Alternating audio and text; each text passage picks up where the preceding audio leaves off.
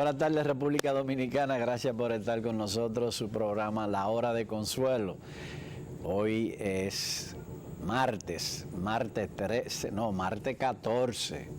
Hoy celebramos un nuevo aniversario de la llegada de Marmón Constanza Estero Hondo del 14 de junio, ¿verdad? Hoy se celebra un aniversario más de esa gesta histórica, ¿no? ¿Verdad?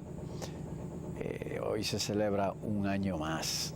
Bueno, ayer hablábamos un poco del COVID y hoy queremos seguir hablando un poquito más porque las cifras que está dando Salud Pública, ¿no? ¿Verdad? Hay un aumento considerable en los positivos en el día de ayer y 2 fallecimientos. Así que, señores, vamos a ponernos la vacuna, vamos a protegernos, vamos a proteger lo demás, vamos a proteger nuestra familia. Así que vamos a aprovechar y al gobierno que haga esa campaña tan necesaria para que la gente finalmente acuda a los centros de vacunación y terminemos ya con esta pandemia, que aunque yo pienso que siempre vamos a tener que estar vacunándonos contra el COVID como de otras enfermedades, como es la influencia, que hay que vacunarse todos los años.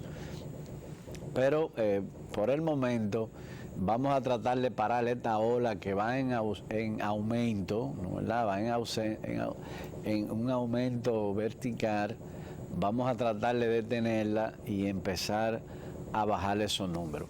Bueno, en el baloncesto de la NBA, ¿no? ¿Verdad? Hablando un poquito de deporte, ya sabemos que la gran mayoría de los dominicanos están con Boston, ¿no? ¿Verdad? Por Al Horford, que está ahí, que aunque no ha tenido un gran desempeño, sí tuvo una buena actuación en el segundo juego, ¿no? ¿Verdad? En el primer juego, que anotó 20 y pico de puntos. Ha sido tímido los otros 4 juegos, ha sido un poco tímido su participación, pero la mayoría de los dominicanos quiere que Boston gane, precisamente para que Hartford se lleve ese título bien merecido por él, por su trayectoria, no solamente en el ámbito deportivo, sino en el ámbito personal, con una familia bellísima que tiene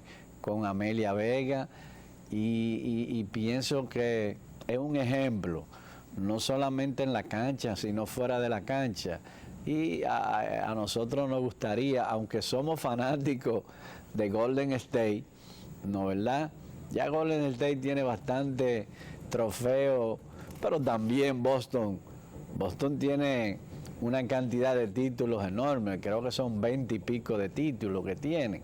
Esa franquicia es una franquicia sumamente exitosa, pero como Hartford no ha llegado o no ha tenido un anillo de una final, ¿no? ¿Verdad? Pues a su carrera le va bien ese anillo. Vamos a ver qué pasa el jueves, que ya el partido número 6, la serie está 3-2. Ayer Boston debió de haber aprovechado que Stephen Kerr solamente anotó 16 puntos. En el juego anterior anotó 43. Entonces su producción bajó muchísimo, de 0-9 en tiro de 3, una cosa insólita para él, que dicen que es el mejor tirador que ha visto el baloncesto en toda su historia. Y pensé que Boston iba a aprovechar esa debilidad, o vamos a decir, llamarle no debilidad, sino esa actuación de Stephen Curry ayer, de que no tuvo una noche exitosa para él, ¿no? ¿Verdad? Que viene promediando 34 puntos y ayer se cayó. Entonces pensé que Boston iba a aprovechar, pero lamentablemente Boston también, sus jugadores principales también se cayeron, sobre todo en el último cuarto, y Wiggins, que era una promesa de hace muchos años, ayer despertó para el beneficio de los fanáticos de los Warriors. Entonces, eso contribuyó a que en el último cuarto, pues, Golden State le ganara el partido por 10 puntos a Boston. Vamos a ver qué va a pasar el jueves. Pienso que Boston va a ganar, pienso que Boston va a repuntar, ¿no, verdad? Porque no creo que Boston pierda 3 juegos en línea. No había perdido 2 en fila, ahora perdió 2, pero perder 3 no creo que lleguemos ahí. Creo que se va a ir a un 7º juego. Va a ser en Golden State, en California, en San Francisco. Vamos a ver qué pasa a partir del jueves. Entonces tendremos ya, creo que para el domingo sería el juego número 7. Vuelvo y repito que será en Golden State. Ahí la casa siempre tiene un poco de ventaja, pero vamos a desearle suerte a Al Horford para que Boston gane la serie y él se corone con ese anillo que todo deportista busca. Señora, hoy vamos a tener un programa interactivo. Vamos a abrir los teléfonos en unos minutos, ¿no, verdad?, para escuchar al público, para ver qué piensa la gente con lo que está pasando en el ámbito nacional e internacional. Hoy buena noticia del superintendente de banco, ¿no, verdad?, que nos dice que la banca está sólida, está en 2.9 billones de pesos, una cifra astronómica, ¿no, verdad? Pero qué bien que el sistema bancario esté sólido, porque ahí es que uno guarda los pocos chelitos que uno logra ahorrar. Pues uno depende de la solidez de que los bancos, ¿no, verdad?, mantengan seguro el dinero que uno pudiese tener en una cuenta de ahorro, una cuenta corriente, y eso es buena noticia, que la banca esté consolidada. Yo creo que las medidas que se tomaron a partir de la crisis bancaria del 2003, creo que se tomaron medidas importantes en el gobierno de don Hipólito a partir de esa crisis, y también se han seguido tomando medidas para fortalecer el sistema bancario, y eso es bueno porque el país necesita tener un sistema confiable, que la gente no guarde su dinero debajo de un colchón, sino que tenga la confianza de poder llevarlo a un banco y saber que el día que necesite sus dineros están ahí, están disponibles, y que no va a venir un bandido de esto a robarle su dinero que se ha ganado con mucho sacrificio, como han pasado en varias financieras que todavía nosotros conocemos, de personas que prácticamente todos sus ahorros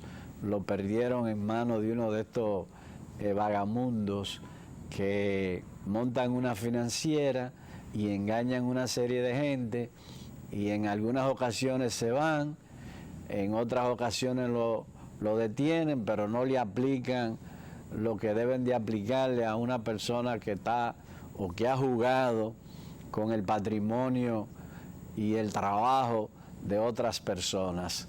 Pero bien, qué bueno, a buena hora esa noticia.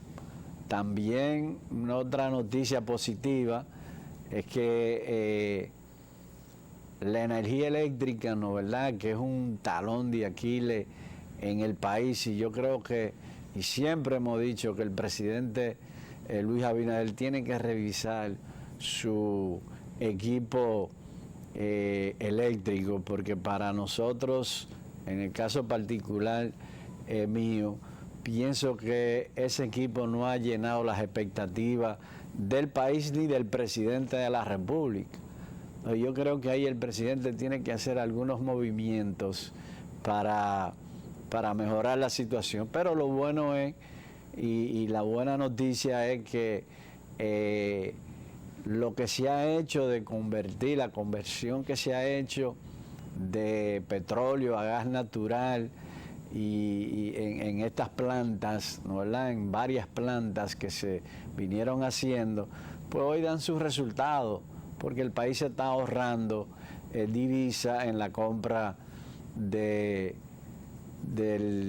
petróleo, que está a un precio bastante elevado, ¿no? ¿Verdad? Yo no sé hasta cuándo el gobierno y el presidente de la República, ¿no? ¿Verdad? Van a seguir subsidiando la gasolina y el gasoil, porque la verdad es que él decía que solamente el tope para el subsidio era hasta $115. Bueno, ya está a $122. Hay que ver qué va a hacer el gobierno. A nosotros nos gustaría que siguiese el subsidio. Ahora hay que ver si el gobierno está en condiciones de seguir soportando, o vamos a decir,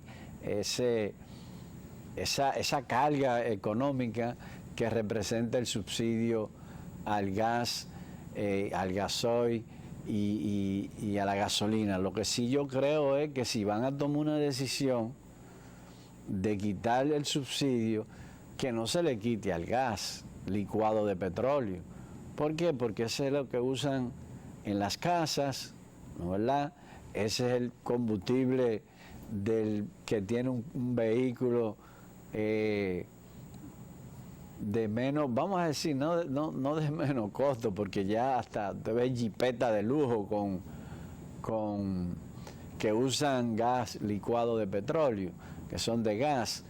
Pero generalmente el de la clase humilde, la clase pobre, es que usa más ese combustible para su vehículo, y para el transporte público también se usa mucho ese combustible. Entonces yo creo que ese es un combustible que no se le debe poner la mano. Ahí hay que seguir subsidiando, y el gobierno tiene que sacrificar lo que tenga que sacrificar para mantener ese subsidio al gas. Pero vamos a ver qué va a pasar. Ojalá se le pueda mantener a todos los combustibles, ¿no? ¿Verdad? Ese es el deseo nuestro, pero vuelvo y repito, hay que ver las capacidades que tiene el Estado ahora mismo para poder seguir subsidiando los combustibles.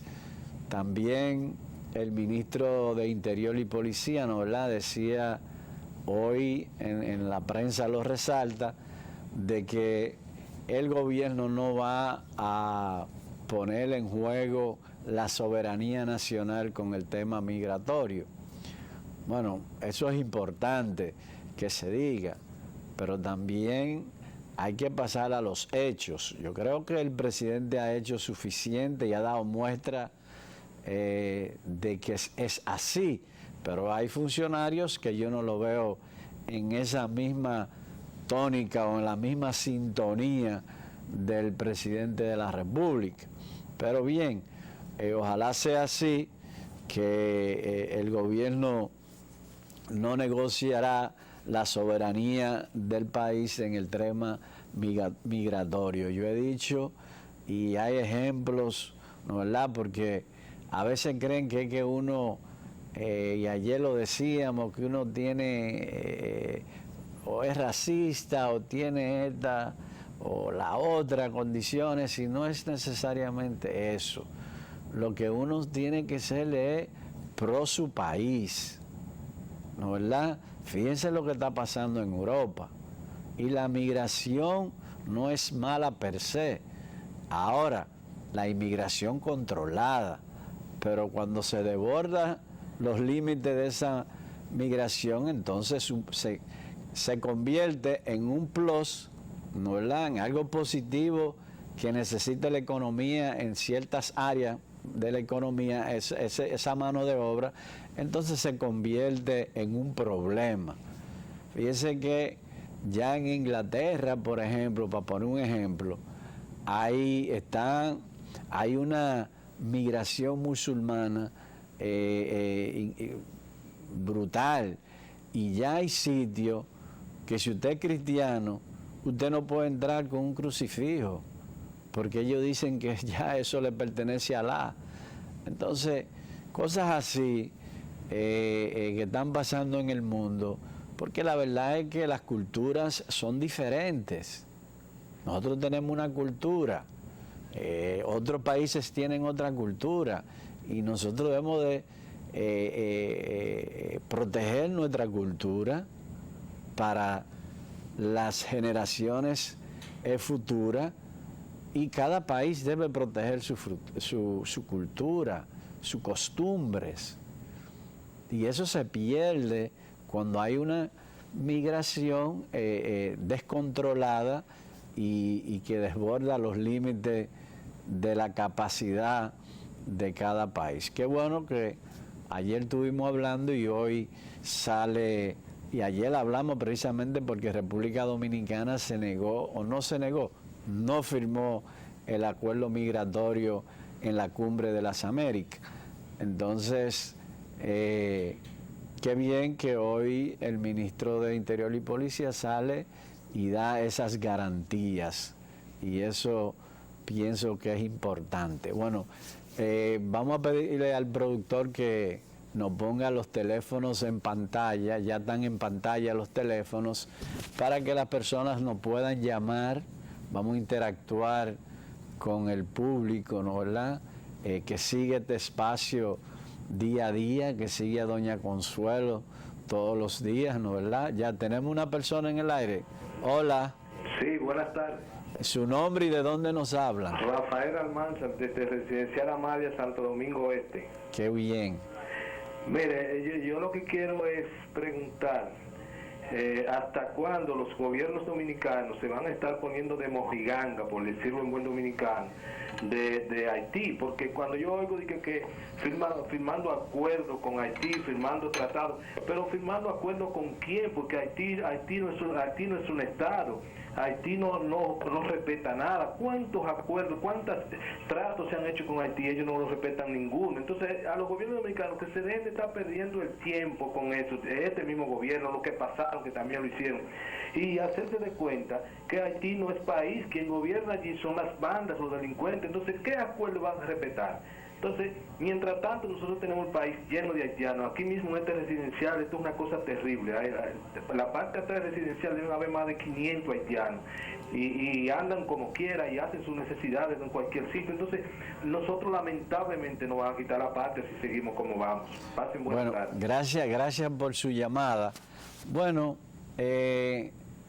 nosotros estamos de acuerdo con lo que decía, ¿no, verdad?, la persona que nos acaba de llamar, en el sentido de que, bueno, ahora mismo, en este momento no hay ningún gobierno en Haití que uno pudiese llegar a ningún tipo de acuerdo, pero el problema es que cuando existía un gobierno, firmaban algo aquí, pero cuando llegaban a Haití decían todo lo contrario. Entonces no eran confiables, ni siquiera cuando tenían un gobierno funcional eran confiables, pues mucho menos ahora que no hay una autoridad, vamos a decir, consolidada, porque hay un primer ministro, pero ¿está gobernando qué? Si, como decía el amigo, el 80% del territorio está controlado por las bandas. Entonces, ¿qué es lo que usted está representando? El 20% del país.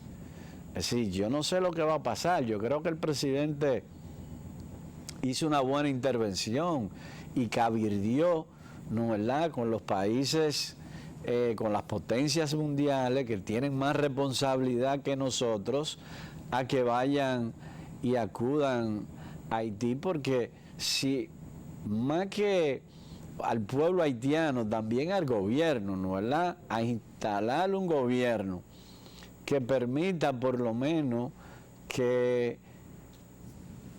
que el mundo entienda que hay una representación legítima en Haití, porque ahora mismo no la hay.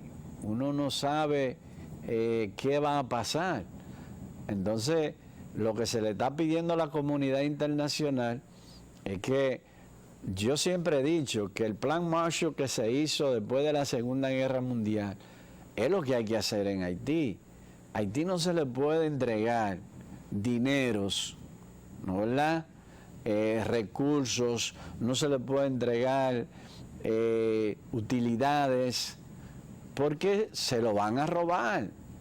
Entonces hay que instalar una especie de gobierno de diferentes países, ¿no, verdad?, que puedan organizar unas elecciones, y de esas elecciones que salga un gobierno del seno del pueblo, y entonces en un tiempo prudente entregarle las arcas o el poder del Estado a ese gobierno.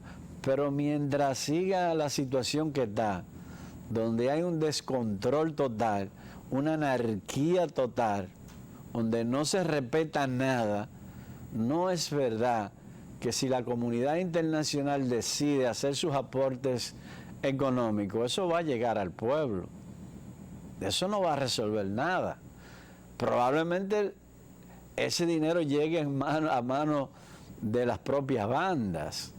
Entonces lo primero que tiene que hacer la comunidad internacional es meterle una fuerza de paz ahí, que controlen las bandas. Primero hay que controlar las bandas, como decía el presidente Abinader. Hay que recuperar el territorio.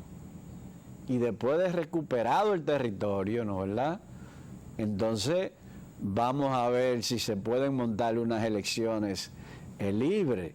Pero yo sigo insistiendo que los países, las potencias mundiales que tienen más compromiso con Haití, como es Francia, como es Estados Unidos y Canadá, son los que deben de liderar ese plan, porque los otros planes que se han hecho han fracasado todos.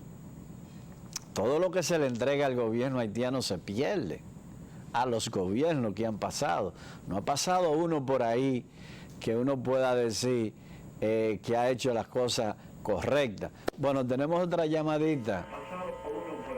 ¿Aló? ¿Aló? Sí, buenas. Sí, mi nombre es Luciana. Luciana.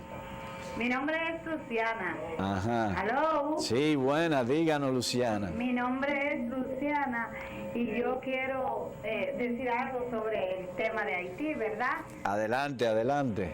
A partir de tantas cosas, igual que como ahorita usted estuvo hablando y diciendo que debería de haber un compromiso, no ningún compromiso, pero unirse 2 o 3 personas que de diferentes países, ¿verdad?, para que ayudaran a Haití, hicieran un complemento. Pero yo diría que no. ¿Por qué? Porque estas personas no entran en acuerdo con nada. Esas personas son violentas y nadie que quiera organizar algo en ese país no se hace, porque ellos no lo dejan. Sí, bueno, pero algo tiene que hacer la comunidad internacional, ¿no, verdad? Porque de seguir por el camino que va, si ya tienen un 80%, imagínense si llegan a tener el 100%, si lo que vamos a tener de vecino no es un país, si es un territorio gobernado por bandas. Entonces eso sí es un poco peligroso. Buenas, ¿quién nos habla? Dale, yo le digo, hermano. Sí, dígame el nombre. Ruiz le habla del Distrito Nacional. Fíjese lo que ocurre, don. Yo su análisis muy afinado, pero acuérdese que la ONU estuvo mucho tiempo en Haití, no hay solución por esa vía. Y Sí. el problema lo tenemos nosotros. Y el problema es que los políticos importantes de Haití, la gran mayoría, basan su su discurso en el odio al pueblo dominicano, y eso es lo que ellos venden, yo lo veo a diario, lo veo, eso es lo que venden. Aquí hay un grupito de locos que odian al pueblo haitiano, que yo no estoy de acuerdo con eso, porque hay una realidad. De la única manera que nosotros nos liberamos del problema haitiano, no dando un segundo y cortando la isla, y vamos a estar ahí hasta que haya un cataclismo y desaparezca el planeta. Entonces tenemos que aceptar esa realidad y entender que tenemos que escoger a los políticos con cierta ecuanimidad y objetividad en Haití, que deben insistir, o si no crearlo, y empujarlo a que ellos sean los que controlen el país, porque es que nosotros tenemos que ser parte del control de Haití, no invadiendo, pero sí creando opciones políticas dentro del pueblo haitiano, que entiendan que siendo enemigos del pueblo dominicano no va a haber una parte clara con la colaboración internacional, pero que las intervenciones no funcionan, porque ya no funcionó, ya esta opción no funcionó. Sí, usted, ahí usted tiene razón, es verdad, la ONU tuvo un tiempo suficiente, pero eran otros tiempos, vamos a decirlo así. Las cosas no se habían salido de la mano como está ahora. Habían bandas, todos lo sabíamos, bandas en el gobierno, eso se sabía, pero bandas armadas fuera del estamento del Estado, ¿no, verdad?, controlando un territorio tan grande, entonces ahora es más peligroso.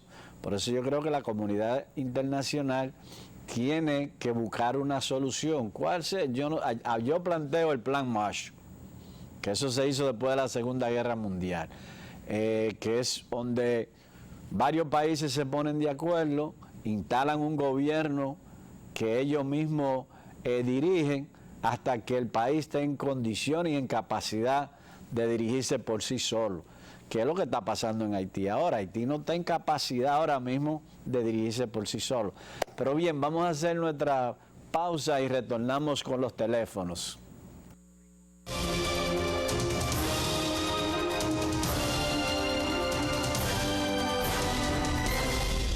Gracias por continuar con nosotros su programa La Hora de Consuelo. Bueno, uno de nuestros queridos amigos que nos llamó, la primera llamada, no es la que recibimos, él hablaba de convenios. Pienso que, y viendo una noticia ahora, y pienso que se refería, ¿no, verdad?, a una declaración que dio el ex primer ministro de Haití, que es un enemigo de República Dominicana, porque así lo ha demostrado, diciendo que nosotros habíamos firmado un acuerdo. Bueno, el presidente negó eso, y hoy el primer ministro de Haití, Joseph, también niega eso y dice que fue un exabrupto del ex primer ministro y ex canciller, que parece que nunca fue canciller, es decir, que le dieron su boche porque se ha declarado enemigo mortal de República Dominicana. Tenemos otra llamadita ahí. ¿Quién nos habla? Sí, buena. Ya te hablo de San Jerónimo.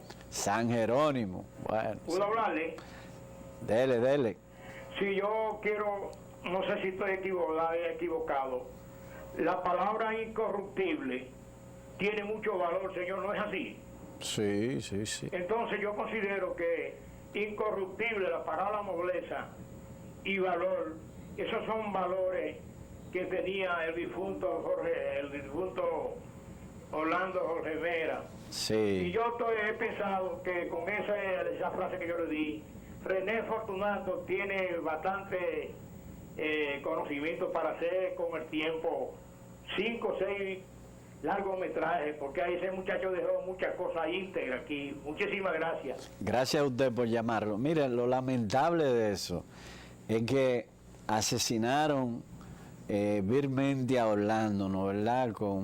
Eso no fue un homicidio, eso fue un asesinato. Pero ahora lo quieren matar otra vez, porque ahora lo quieren matar moralmente, lo quieren asesinar moralmente. Y como ustedes decían, ¿no, verdad?, correctamente, porque yo conocí a Orlando desde que tenía 14 años, y tengo ese criterio de él, ¿no, verdad? Desde muchachito, era una persona servicial, agradable, nunca tenía una mala palabra para nadie, y tomando en cuenta que todo el mundo sabía que su papá iba a ser presidente de la República. Usted sabe lo prepotente que se pone cualquier persona, cualquier muchacho de esa edad, de 14 años, influenciado por los amigos. Sin embargo, Orlando siempre tuvo los pies sobre la tierra. Nunca tuvo prepotencia, ni en la pre-campaña, ni en la campaña, ni en el ejercicio del gobierno. Entonces, compartimos con usted su buena voluntad hacia Orlando, y ojalá en este juicio el homicida no quiera matarlo 2 veces. Y hablando, retomando el tema, porque las llamadas se han concentrado en el tema haitiano. Fíjense, en el día de ayer agarraron un haitiano en Miami con un cargamento de armas que iba hacia Haití. Entonces, si esas armas llegan, ¿a dónde van a llegar? No van a llegar a la policía, no van a llegar a un ciudadano honesto que quiere estar protegido, no, van a llegar a la delincuencia. Si van a llegar o a los narcotraficantes o van a llegar a las bandas, que para mí es lo mismo. Las bandas deben de estar protegiendo, y uno con otro se deben de estar trabajando de una forma u otra. Entonces, eso le indica a uno que todos los días ese país se pone más peligroso. Ese fue un cargamento que agarraron, pero imagínense lo que no agarran, lo que logran salir, o lo que entran por otra vía que no sea por esa vía. Entonces, estamos hablando de un tema sumamente delicado. Qué bueno que nosotros tenemos un ejército, ¿no verdad?, preparado, consciente de su rol, aunque alguna gente quieran desacreditarlo por alguna acción de un militar, pero en su conjunto, y a eso es lo que yo veo siempre, el conjunto, la institución es una institución fuerte, patriótica y dirigida por uno de los mejores generales que hemos tenido, que es el general Díaz Morfa. Entonces, nosotros tenemos una buena protección fronteriza. Lo que sí, y yo siempre lo he dicho en el pasado, y lo voy a decir ahora, porque sin voluntad política no se hace nada. Los ejércitos no funcionan sin voluntad política, porque quien dirige son los civiles, son los políticos. Entonces somos nosotros que tenemos que tener la voluntad política desde el gobierno para que las cosas se hagan. Yo creo que el presidente Abinader tiene la voluntad política de resolver este problema. Porque la verdad es que una migración descontrolada se convierte en un problema para un Estado y se convierte en un problema para el país. Y ya lo estamos viendo. Yo estuve leyendo los otros días algunas estadísticas que señalan, ¿no verdad?, que ya creo que, si no me equivoco, porque hace un tiempecito que la leí, si es un 6 o un 10% de la población carcelaria son haitianos. Entonces eso me dice que los haitianos están cometiendo hechos violentos y criminales en el país. A veces en contra de sus propios compatriotas, pero en muchas ocasiones en contra de dominicanos. Entonces, eso es un termómetro para uno ir aquilatando lo que podría pasar en el futuro. Porque, ¿qué pasa? Mientras haya mano de obra, es decir, mientras haya empleo para esas manos de obra, bueno, pues se van a concentrar en trabajar. Pero cuando ya no haya empleo para ellos, porque los empleos son limitados hasta para los dominicanos, entonces, mientras más llegan, pues menos posibilidad de conseguir un empleo se le va a presentar. ¿Y qué van a hacer cuando estén desempleados? No se van a ir a retornar a Haití, donde hay menos posibilidades. No, van a empezar a hacer cosas en este país que nos vamos a lamentar. A corto plazo, nos vamos a lamentar. Entonces, por eso yo digo que este es un tema que es bueno que el país siempre está atento a este tema, porque para nosotros la soberanía no se puede negociar, como decía el ministro de Interior y Policía. Tenemos otra llamada. Gracias. Buenas tardes, Cabrera. Sí, buenas. De Cabrera, de aquí de Yaguate. Dígame. Sí, en virtud de la desaparición del señor de Medio Ambiente. Sí, de Y en Orlando. el caso que usted está tratando de migración, yo creo que el señor presidente, que según en estos días va a hacer los cambios que debía hacer en agosto, debe buscarse de esos militares en retiro que saben tanto de medio ambiente, que hay muchos por ahí, y esos militares que saben de migración, nombrar militares de esos militares retirados que conocen de migración y de medio ambiente, y que esa gente tenga que acompañar de buen equipo para terminar con el problema de la deforestación y con el problema de la haitianización, que después de que entró este gobierno se ha aumentado más. Pase buenas tardes. Gracias por estar con nosotros, ¿no verdad? Y por tomar esos segundos, minutos para llamarnos. Bueno, yo no le quiero poner nombre, ¿no verdad? Yo lo que sí pienso que el presidente debe hacer una buena selección en medio ambiente, porque nosotros debemos de cuidar el medio ambiente. Fíjense, si usted coge un helicóptero y vuela la isla, ¿no verdad? Te va a ver un país destruido totalmente y un país verde. Entonces nosotros tenemos que mantener eso, y eso cuesta mucho. Es un gran trabajo que hay que hacer, porque no solamente los extranjeros atentan contra la naturaleza, nosotros mismos en República Dominicana vivimos atentando en contra de nuestra propia existencia, de nuestro medio ambiente, ¿no verdad?, que es tan importante y tan necesario. Yo soy un enfermo con la naturaleza. A mí el verdor me fascina y me gusta. Tenemos otra llamadita. ¿Quién nos habla? ¿Quién nos habla y de dónde? Perdón. ¿Aló? ¿Aló? ¿Sí, diga? Sí, dígame. Oh, mi nombre es Orlando García.